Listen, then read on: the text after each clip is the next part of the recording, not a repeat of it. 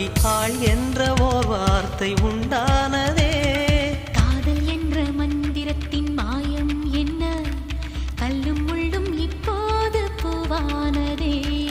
வானவில்லின் துண்டொன்று மண்ணில் வந்து யாருக்கும் சொல்லாமல் பெண்ணானதே.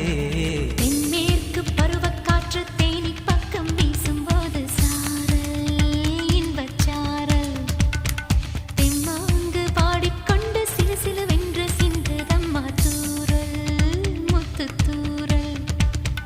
வெங்காட்டு பொத்தக்கள்ளி சட்டென்று